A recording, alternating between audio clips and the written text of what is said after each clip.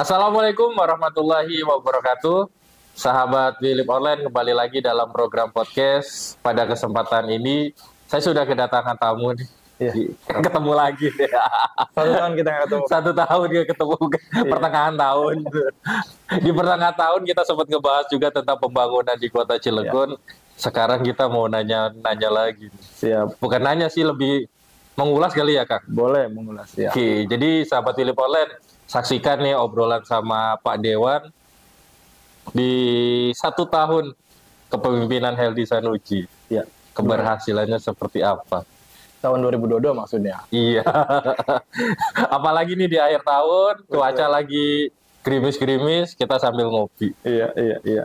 Kalau durian mah nggak usah ditaruh di sini ya. Gorengan yang kurang. Nanti OTW pesan. Gimana, Kang? Sehat, Kang? Alhamdulillah selalu sehat. Sehat, alhamdulillah. Pada kesempatan kali ini akhirnya bisa datang ke kantor Philip.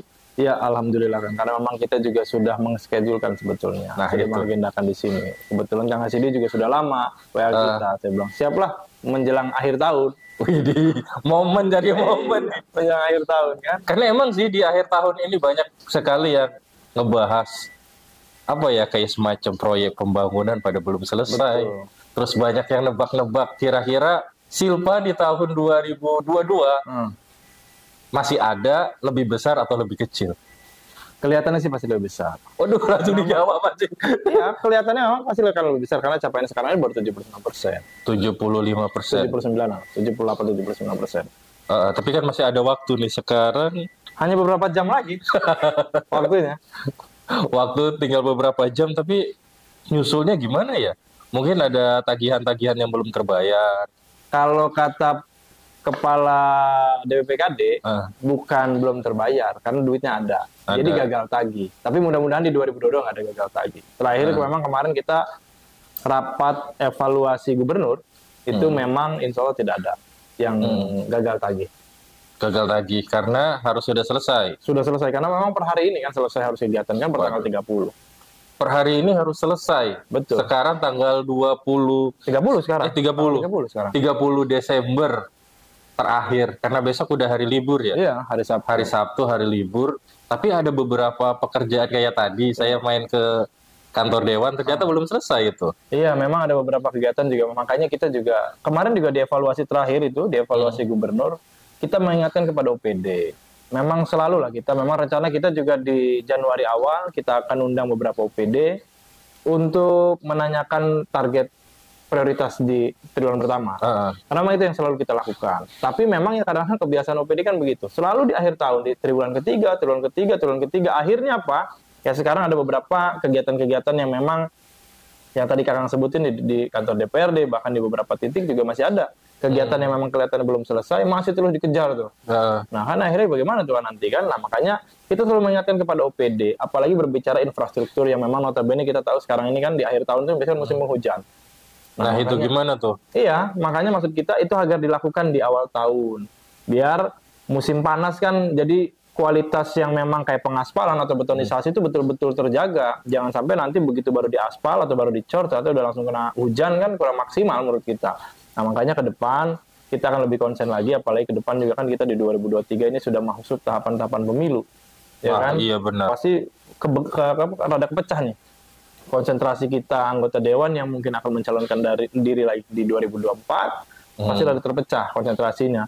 Controlling kita, tapi baru tadi pagi kita rapat paripurna terkait masalah kinerja DPRD, kita sampaikan dari masing-masing komisi, dari alat-alat kelengkapan yang lain juga tadi sudah disampaikan bahwa di 2023 kita akan maksimal, tidak ada alasan terkait masalah tahapan-tahapan pemilu atau apapun, kita tetap konsen bagaimana caranya kinerja DPRD di 2023 harus lebih maksimal lagi. Iya.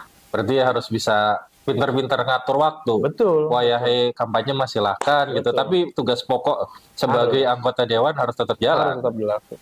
Nah itu berarti controlling terhadap pemerintah. Saya ingat nih, kita podcast Agustus. Kalau sampai akhir Agustus belum ada lelang, katanya kan akan bermasalah, dan ternyata prediksi betul juga. Nah makanya kita juga kenapa kayak alhamdulillah juga Kang, kita juga harus sampaikan bahwa di 2022 ini Komisi 4, karena kebetulan saya ketua Komisi 4 dan beberapa teman-teman anggota Komisi 4 selalu mendorong terkait masalah isu yang waktu kita bahas di Agustus, ya kan, terkait masalah infrastruktur. Alhamdulillah jembatan Ciberko saat ini sudah selesai. Tinggal nanti pelaksanaannya akan dilakukan peresmian itu di bulan Februari, awal Februari. Jalan Pangurawi alhamdulillah juga sudah clear, ya kan? Terus juga BBS sudah clear, selesai semua. Ada satu memang yang jadi kendala kita di Cibeber. Itu kan mau dibetonisasi. Ternyata memang gagal lelang. Memang sudah tidak bisa terkejar lagi. Nah, makanya PR kita di 2023 itu untuk menyelesaikan beberapa memang yang harus menjadi konsen kita. Nah, makanya kita juga menekankan kepada beberapa OPD agar bisa lebih konsen lagi terkait masalah infrastruktur. Salah satu contoh di Dinas PU, yang memang kita sama tahu bahwa Dinas PU itu kan masyarakat tahunya bahwa infrastruktur ada di PU, begitu kan? Sedangkan sekarang di beberapa wilayah Kota Cilegon ini kan masih banyak jalan-jalan yang rusak. Termasuk kita pun sudah menanyakan, berapa luas sih jalan di wilayah Kota Cilegon yang belum punya drainase?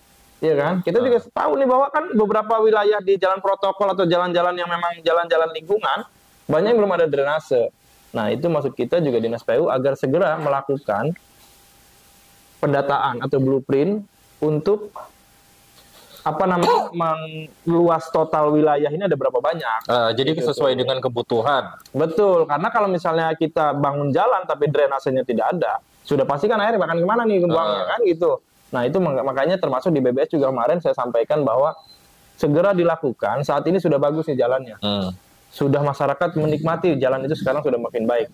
Tapi ada persoalan baru karena tidak ada drainase. Akhirnya karena posisi jalan itu ada di atas, rumah itu ada di bawah, akhirnya banjir. Apalagi sekarang musim penghujan. Nah, makanya kenapa saya selalu wanti-wanti kepada dinas, coba terkait masalah perencanaan harus betul-betul matang. Kita mau melakukan pengecoran, pikirkan juga drainasenya. Jangan sampai nanti dicor tapi drainasenya tidak ada. Ini kan akan menjadi permasalahan baru nantinya. Jadi bukan menyelesaikan masalah betul-betul selesai, malah menciptakan masalah baru. Salah satunya drainase. Betul. Ya gimana kalau air kan nggak bisa diatur ya? Betul. Kecuali ada tempatnya untuk dia mengalir. Betul. Kalau ini kan tiba-tiba masuk karena betonisasi itu kan ada 1 jengkal lebih kali ya kan? Betul. Itu kan makin tinggi ya udah masuk gitu. Betul, makanya itu juga jadi persoalan kita. Termasuk makanya kemarin juga kita tanyakan di dinas itu, ada nggak sih blueprintnya atau catatan berapa luas wilayah Kota Cilegon yang belum ada drainasenya? Ternyata memang belum ada. Ternyata di 2023 akan dianggarkan untuk mengecek tuh berapa panjang total wilayah Kota Cilegon, berapa titik yang belum ada drainasenya. Pendataan ya? Betul, akan didata itu. Nah, makanya maksud kita, masa ya sekian lama pemerintahan Kota Cilegon baru sekarang adanya? Kan tidak seirama, tidak sejalan maksud kita. Makanya agar sama visi misi wali kota Cilegon baru, modern dan bermartabat, itu betul-betul ada diimplementasikan. Jangan sampai nanti malahan masyarakat kita hanya diberikan slogan-slogan atau bahkan hanya sekedar penghargaan-penghargaan yang menurut kita itu menurut kita kurang pas lah kalau hanya sekedar penghargaan kan gitu. Masyarakat juga sebenarnya butuh nggak sih dengan penghargaan sekian banyak itu? Ya kan yang penting kan kalau masyarakat kita kan infrastruktur baik, terus juga lapangan pekerjaan juga ada untuk masyarakat kita, kesehatan juga masyarakat kita begitu ke rumah sakit juga sudah baik, sudah layak. Itu kan yang terpenting. Terkait masalah penghargaan yang lain-lain, kita rasa mengikuti saja, mengimbangi saja. Tapi kalau hanya sekedar penghargaan, tapi realisasi di lapangan itu minim, kan percuma maksud kita. Waduh, iya juga sih. Harusnya kan kalau benar-benar itu penghargaan, kita juga sudah merasakan. Betul. Minimal kan pelayanan dasar. Betul. Jalanan bagus, kesehatan, pendidikan sudah aman. Betul. Jadi kalau mendapatkan penghargaan itu, kita juga, bisa mengapresiasi gitu. Iya. Nah, makanya terakhir juga saya dapat informasi di media kan. Saya dapat informasi nih dari beberapa teman-teman media nih. Terkait masalah laporan keuangan pemerintah Kota Cilegon yang memang ada posisi paling bawah. Paling tinggi kan Kabupaten Tangerang. Ya kan? Itu juga salah satu contoh. Coba di saat seperti itu harusnya kan kita juga berbicara penataan keuangan ke depan harus lebih baik lagi. Agar apa? Ya kita kalau misalnya menata keuangan kita baik, otomatis kan anggaran kita juga akan menjadi lebih baik. Jadi ada konsep lah. Ada konsep bagaimana nih ngebangun ke depannya seperti apa. Betul. Tinggal ngikutin aja kan kalau sudah ada konsepnya. Betul. Tidak hanya ini Pak Wali pengen ngebangun ini, tiba-tiba ngebangun. Betul. Gitu. Betul. Harusnya kayak gitu nggak sih di pemerintahan? Kalau menurut kita konsep awal saja dulu, ya kan di RPJMD kan ada kan, ya kan. Nah dari situ konsepnya saja dilakukan. Apa sih kira-kira yang memang skala prioritas kita? Ada juga kan program-program yang terdahulu yang memang baik dilakukan, dilanjutkan. Seperti salah satu contoh JLU. Kalau memang itu diselesaikan sampai saat ini bisa direalisasi, misalnya di akhir 2023 misalnya harus direalisasi. Sebetulnya kan batas akhirnya di 2022 kemarin nih. Kalau memang itu bisa direalisasi, itu kan salah satu untuk memecah konsentrasi kemacetan untuk di wilayah jalan protokol nih. JLS sekarang ini kan salah satu untuk memecah konsentrasi kemacetan untuk di jalan protokol. Kalau JLU ada, kayak sekarang misalnya untuk arus mudik segala macam, kan nggak harus lewat jalan protokol atau tidak harus lewat Cilegon Timur kan. Untuk masyarakat kita bisa lewat situ, gitu kan.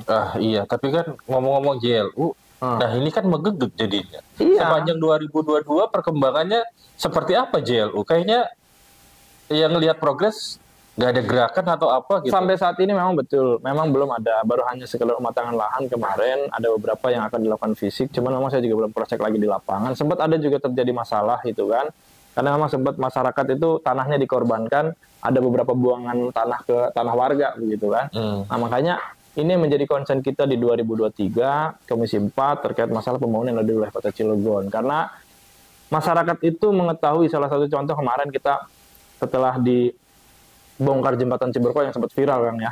Memang perjuangan kita cukup luar biasa itu kan. Harus digedor dulu ya. Perjuangan Ciberko. Begitu sekarang masyarakat sudah melihat hasilnya, walaupun belum bisa dinikmati langsung oleh masyarakat, saya yakin pasti perekonomian masyarakat sekitar itu sudah sangat luar biasa. Pasti sangat meningkat. BBS, sekarang jalan sudah dicor. Sudah pasti taraf ekonomi masyarakat sudah akan meningkat.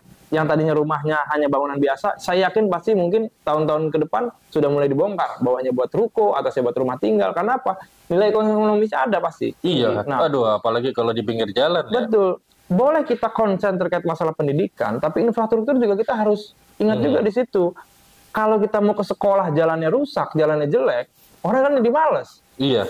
Iya kan? Tapi kalau infrastruktur kita baik, pendidikan kita baik, itu bagus menurut kita. Apalagi berbicara kesehatan. Ya kan? Jangan sampai nanti saat ini kita nih di wilayah kita Kota Cilegon ada rumah sakit Kurnia, ada rumah sakit Hermina, ada rumah sakit Krakatau Steel. RSUD ini bisa tinggal nanti. Saat ini lagi dibangun, iya kan? Saat ini lagi dibangun di JLS Bethsaida. Itu rumah sakit yang memang kita tahu bahwa cukup lumayan baik. Oh itu ada di JLS ada lagi? JLS. Termasuk di Purwakarta juga ada satu lagi kan? Apa tuh rumah sakit apa? Rumah sakit apa ya yang bekas hotel Cilegon City? Rencananya itu akan dijadikan rumah sakit juga. Nah itulah makanya kan tinggal gimana caranya nanti jangan sampai RSUD nih yang milik pemerintah Kota Cilegon malahan tertinggal dengan tidak bisa bersaing dengan rumah sakit yang ada gitu loh. Iya.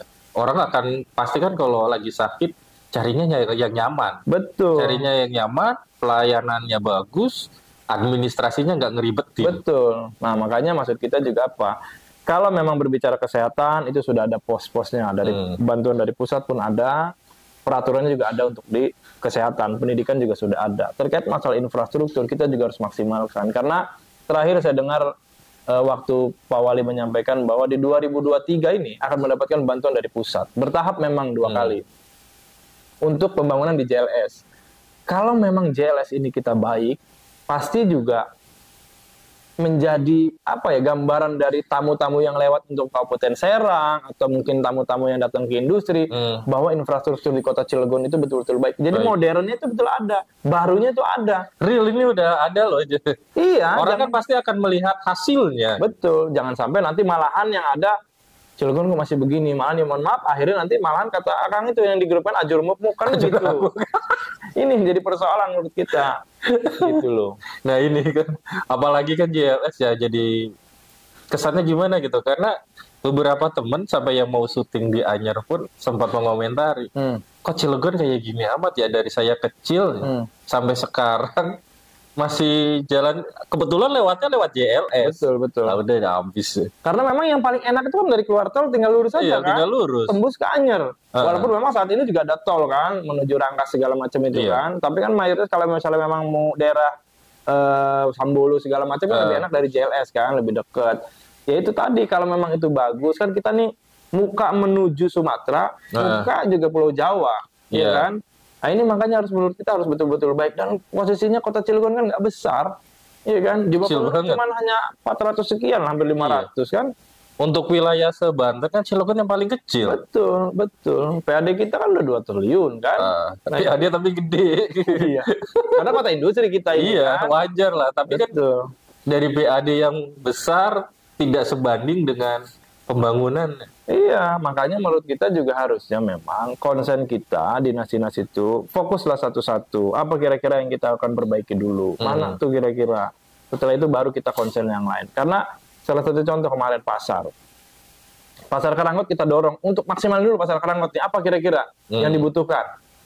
Beberapa perbaikan awning, beberapa tempat-tempat tenan yang kurang bagus misalnya kan. Kita maksimal berapa anggaran yang dibutuhin? Maksimal aja dulu di situ. Nah setelah itu maksimal, betul-betul baik, baru kita fokus ke beberapa pasar. Kenapa pasar-pasar yang lain pasar-pasar kecil? Ya kan anggaran pasti tidak akan terlalu besar. Kalau memang pasar Karanggot ya pasti anggaran besar, karena memang dia cukup lumayan luar biasa kan pasarnya, kan pasar besar. Pasar induk untuk wilayah kota Cilegon. Nah makanya maksud kita kalau memang kita fokus dulu satu nih, mateng, bener-bener baik, baru. Jadi ya itu tadi yang saya bilang. Nanti yang ada Cilegon baru modern bermartabat ya hanya sekedar semboyan, hanya sekedar logo doang. Gitu tuh. Iya, logo yang diucapkan pada saat sambutan. Betul. Tapi realisasinya tidak ada. Karena apa menurut kita? Kita mengkritisi yang memang notabene itu betul real. Yang memang dirasakan oleh masyarakat. Bukan karena memang tendensius kita tidak suka dengan pemerintah, atau mungkin berbeda partai, atau apapun itu. Tapi memang real. Ini masukan dari masyarakat yang memang masyarakat juga merasakan itu semua. Gitu. Apalagi kan pasar menjadi salah satu isu pertama pada saat Pak Wali Kota dilantik. Katanya mau ada revitalisasi pasar Karanggot, tapi ini udah menjelang 2 tahun, nggak ada gerakan. Iya, makanya kita juga konsen di situ. Kemarin terakhir di 2022, alhamdulillah sih kalau nggak salah pasarnya dapat anggaran 2 miliar tambahannya untuk beberapa infrastruktur yang di pasar untuk diperbaiki secara maksimal agar pasar Karanggot ini betul-betul baik lah. Iya. Karena masyarakat kita ada beberapa pasar, salah satu contoh pasar Cikerai itu juga hidup enggan mati pun tak mau. Pasar Purwakarta juga sama. Pasar Bunder. Iya kan. Dan juga ada beberapa pasar-pasar yang lain. Fokus dulu satu, setelah itu misalnya di 2024 menjelang selesai masa jabatan, tinggalkan kenang-kenangan untuk wilayah kota Cilegon yang terbaik menurut saya. Jangan sampai nanti janji politik yang disampaikan oleh Pak Wali dan Pak Wakil itu tidak ada yang terrealisasi sama sekali, itu kan bahaya juga menurut kita. Gitu. Bahaya juga buat melaju ke periode selanjutnya. Betul, kan? Karena pasti kita yakin lah berbicara wali kota atau DPRD atau yang lainnya pasti ingin periode berikutnya, ya kan? Tapi kalau misalnya meninggalkan jejak yang kurang baik, itu juga tidak enak menurut kita. Apalagi hanya sekedar yang mohon maaf, hanya sekedar kita selfie, post, itu kan menurut kita kurang etis lah, kurang layak. Tapi kalau misalnya kita tunjukkan, berbicara kinerja kita dengan sebaik-baiknya, terkait mau orang berkomentar apapun, kita rasa selesai. Yang penting kita buktikan saja, nih infrastruktur kota Cilegon baik, pendidikan kota Cilegon baik, kesehatan baik, ini juga bagus. Cilegon barunya ada, mana barunya? Pasarnya baru, infrastrukturnya sekarang sudah bagus misalnya begitu kan. Terus dinas-dinasnya sekarang birokrasinya tidak terlalu berbelit-belit. Itu kan berbicara baru, ya kan? Nanti berbicara modernnya apa? Misalnya hampir di ruang terbuka publik semua di wilayah kota Cilegon sekarang sudah menggunakan wifi gratis. Integritas antara aplikasi untuk kita butuh makanan, butuh kendaraan apa segala macam sudah terintegrasi dengan baik kan, begitu kan? Itu modernnya. Nanti modern baru bermartabat, otomatis kan akan bermartabat kan? Kalau memang sudah betul-betul infrastrukturnya baik, pendidikannya baik, kesehatannya baik, pasti kan terangkat martabatnya menurut kita. Iya, setidaknya ada perubahan lah gitu dari yang lalu sekarang menjadi lebih baik. Karena kan slogannya perubahan. Iya kan, bukan melanjutkan. Iya kan gitu. Kalau perubahan kan berarti kalau emang periode sebelumnya itu tidak baik, diubah menjadi lebih baik. Betul. Sahabat Tilipolen, ini menarik nih obrolan. Tadi kan kita udah bicara banyak banget mengenai infrastruktur. Nah, layanan dasar lainnya selain jalan, ada juga kan, kesehatan, pendidikan, terus kesempatan kerja juga gitu. Kan yang dibangga-banggakan selama ini katanya ada penambahan 3 SMP negeri gitu. Nah, pandangan dari Kang Erik nih gimana nih? Sebetulnya menurut kita memang bagus saja terkait masalah pendidikan. Kita menambah beberapa sekolah SMP. Tapi memang jangan sampai juga nanti yang terjadi sempat ramai tuh. SD kan dialih fungsi menjadi SMP. Itu kan menjadi persoalan. Karena apa? Dari SD itu kan sudah banyak mencetak beberapa alumni-alumni kan. Harusnya memang kita mencari lahan baru karena di wilayah Kota Cilegon ini pemerintah ini kan punya banyak tanah-tanah memang milik pemerintah. Tanah bengkok ya? Atau ya kalau bahasa dulu kan tanah bengkok, gitu kan. Kalau sekarang kan tanah milik pemerintah. Nah makanya itu harusnya menurut kita dilakukan memang perapian aset yang memang itu milik pemerintah Kota Cilegon dimanfaatkan untuk SMP atau yang lainnya. Jangan sampai yang tadi saya bilang dari awal bahwa janji politik itu minimal ada yang terselesaikan atau terrealisasi. Jangan sampai nanti ini dikerjakan, itu dikerjakan, semuanya tidak ada yang beres. Ya UMKM pun sama. Yang memang kita tahu Wakil Wali Kota selalu peresmian terkait masalah UMKM. Pak Wali pun sama terkait masalah UMKM. Tapi realisasinya setelah itu merasa, karena saya beberapa teman-teman di lapangan juga merasa dilepas mereka itu saja. Begitu sudah diresmikan, sudah begitu kan. Peran serta pemerintah ini kurang maksimal. Nah maksud kita, kemarin kita juga sudah banyak diskusi dengan Ketua DPRD. Saya mengusulkan kepada Ketua DPRD, kita ada 43 kelurahan. Dicetak di situ untuk ibu-ibunya atau bapak-bapaknya membuat makanan-makanan tradisional yang memang waktu zaman kita kecil itu banyak. Saat ini kan kita harus ke Moro Seneng atau mungkin ke mana lagi tuh? Ya ke toko-toko lah. Ke toko-toko yang memang ada di situ. Nah itu kan lahirnya sebetulnya dari masyarakat. Kenapa dalam hal ini pemerintah Kota Cilegon tidak menyambut baik itu? Kita kemarin mengusulkan sama Ketua DPRD untuk ke depan, mudah-mudahan di DPRD sendiri bisa melakukan itu untuk membantu UMKM yang memang betul ada di lapangan, ada di masyarakat yang memang sudah membuat makanan-makanan tradisional itu betul-betul tersalurkan. Dalam hal ini di DPRD kan kita ada rapat paripurna, rapat-rapat komisi, rapat-rapat yang lain, begitu kan? Itu kan biasanya disediakan snack. Kalau misalnya menggunakan makanan-makanan dari masing-masing kelurahan ini kan cukup baik menurut kita. Jadi perekonomian masyarakat itu tumbuhnya dari kelurahan, ya kan? Nah, terus juga nanti bisa juga kelurahan, kecamatan bisa menggunakan itu juga untuk rapat-rapat, dan beberapa industri juga bisa. Kayak misalnya di Bulakan ada Gipang menggunakan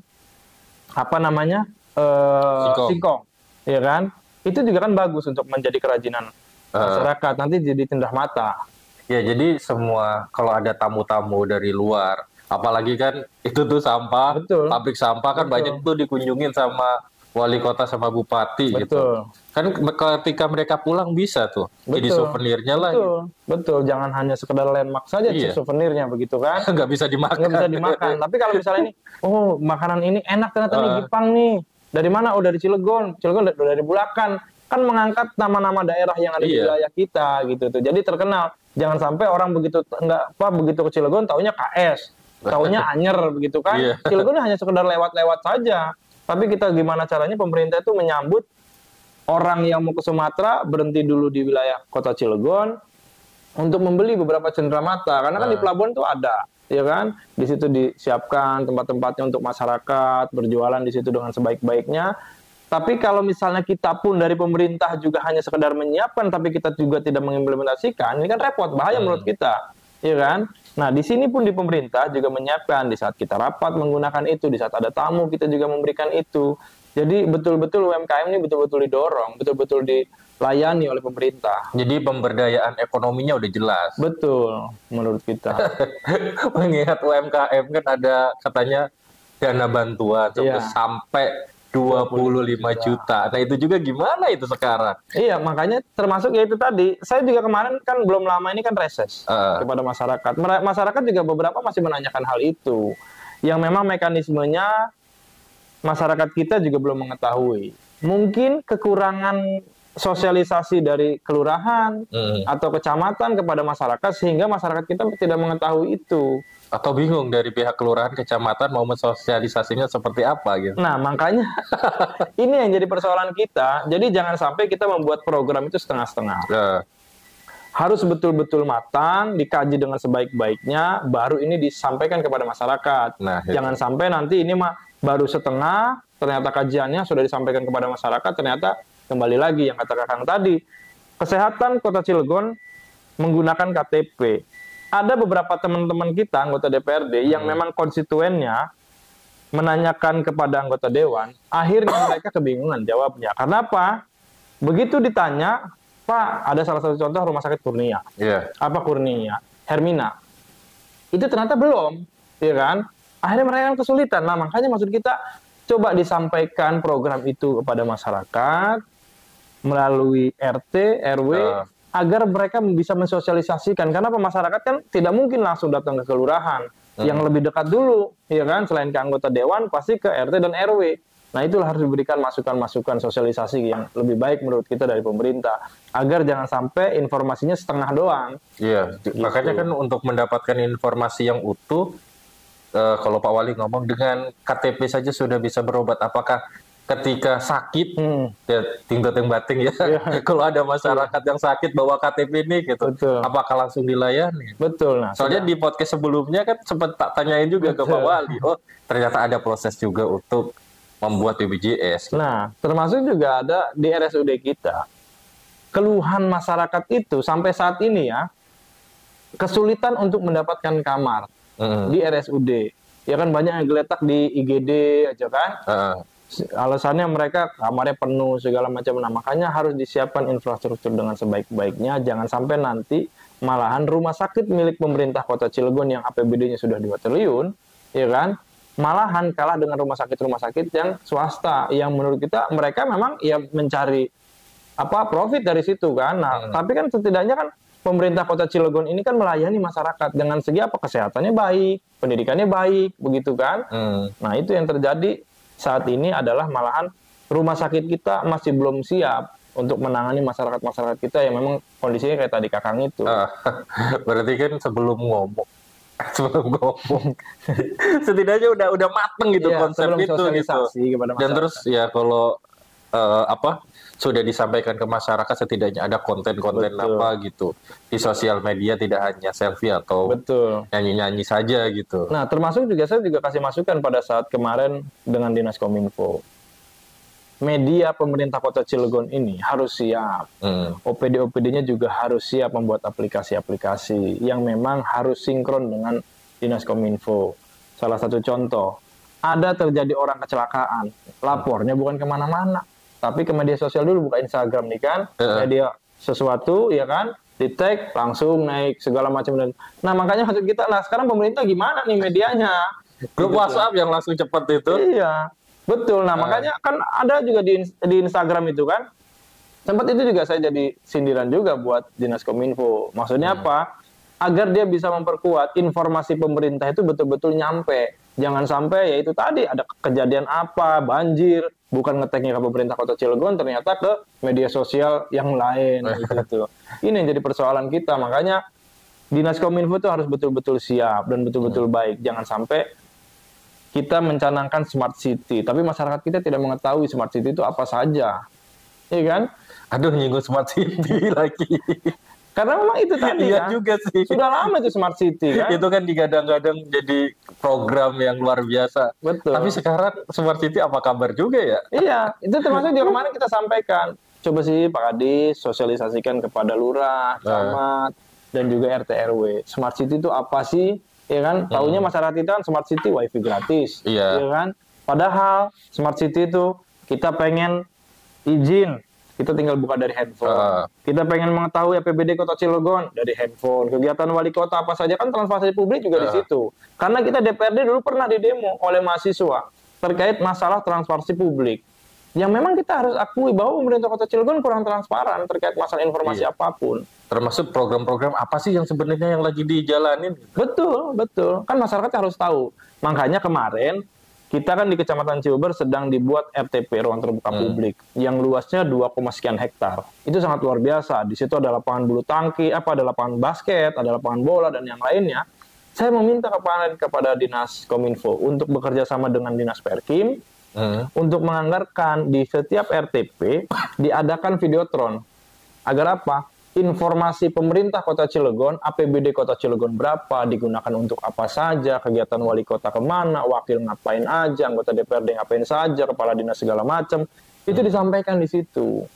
Karena apa? Sayang kita membuat area terbuka publik, tapi kita tidak manfaatkan untuk memberikan informasi kepada masyarakat. Iya, benar. Iya kan? Jadi jangan sampai mohon maaf, beberapa teman-teman media yang notabene tidak pro kepada pemerintah hanya memberikan informasi yang kurang baik, ternyata tidak ada pembelaan lah bahasa ininya kan dari pemerintah. Akhirnya ini kan jadi masyarakat keingetnya bahwa pemerintah Kota Cilegon kurang tidak baik, jelek ini dan segala macam. Tapi kalau di situ ada informasi, oh ternyata ada informasi yang berimbang. Nah, gitu loh menurut kita. Nah itu kan kita juga butuh informasi gitu. Betul. Keterbukaan publik. Betul. Ya kalau smart city-nya udah jalan, mau nyari apa sih, tinggal mungkin ada satu aplikasi. Bahkan kemarin sempat kan terjadi trouble atau disengaja atau enggak, website Pemkot Cilegon, penulisan wali kota sama wakil wali kotanya juga bermasalah gitu. Ya jangan. Ini kan aduh. Jangan hanya di website, ya mohon maaf, di beberapa baliho-baliho terkadang wali kota dengan camat, wali kota atau wakilnya dengan siapa begitu kan. Ya kan wakil ditulisnya wali kota. Ini kan jadi persoalan menurut kita. Apakah tidak konsepnya kurang matang atau gimana kan gitu tuh. Salah ketik ya. Kalau salah ketik juga. Aduh sebenarnya menarik, cuman waktu aja ini Kang. Terakhir Kang Erik, statement closing apa yang bisa disampaikan untuk sahabat Philip Online? Ya, saya berharap ke depan pemerintah Kota Cilegon harus menjadi lebih baik lagi lah. Harus terprogram segala sesuatu bentuk kegiatan atau perencanaannya dengan matang. Karena kita akan mengawal di 2023 di bulan Januari lah, karena memang kita sudah mulai aktif di bulan Januari, karena kalau nggak salah tanggal 2 itu hari Senin ya. Kita mungkin di minggu kedua lah kita sudah mulai aktif kepada OPD-OPD, ingin mengingatkan kepada OPD, ingin menekankan kepada OPD agar bisa lebih ekstra lagi. Karena apa? Di 2023 itu tahun pemilu. Nah, segala sesuatu yang berbau pemerintahan sudah pasti akan dimanfaatkan untuk lawan politik atau orang yang tidak pro kepada pemerintah, akan dimanfaatkan dengan sebaik-baiknya untuk menjadi isu yang sangat luar biasa. Jadi saya berharap kepada dinas agar bisa lebih ekstra lagi, jangan sampai nanti terjadi kegiatan itu di akhir tahun. Karena 2024 sudah menjelang pemilu, iya kan? Khawatir gak ada yang terrealisasi. Khawatir tidak ada yang terrealisasi, akhirnya ini menjadi beban moral. Yang terjadi adalah bahwa pemerintahan wali kota saat ini tidak becus memimpin pemerintah Kota Cilegon. Gitu. Mantep ini. Ya semoga saja kita membicarakan refleksi kepemimpinan Heldy Sanuji selama 1 tahun. Ya bukan berarti kita tidak menyukai kinerjanya. Betul. Tapi ini kan bagian dari kita juga sebagai masyarakat bisa mengevaluasi ya. Betul. Kang ya. Semoga ke depannya di tahun 2023 konsep pembangunannya itu lebih jelas lah minimal. Amin. Iya betul. Oke Kang Erik, terima kasih. Sama-sama, Kang. Sudah ngobrol-ngobrol, udah ngopi. Jangan kapokan nih, kita tempatnya sederhana banget. Nanti kita bikin ngopi sambil sepedahan. Wah boleh deh. Udah lama nih ke sepedahan, belajar perut maju. Boleh. Sekali lagi terima kasih Kang Erik. Kang, kita udah diundang. Sahabat Philip Online, terima kasih sudah menyimak obrolan kami. Sampai jumpa pada program podcast selanjutnya. Saya Mang Pram, pamit undur diri. Assalamualaikum warahmatullahi wabarakatuh.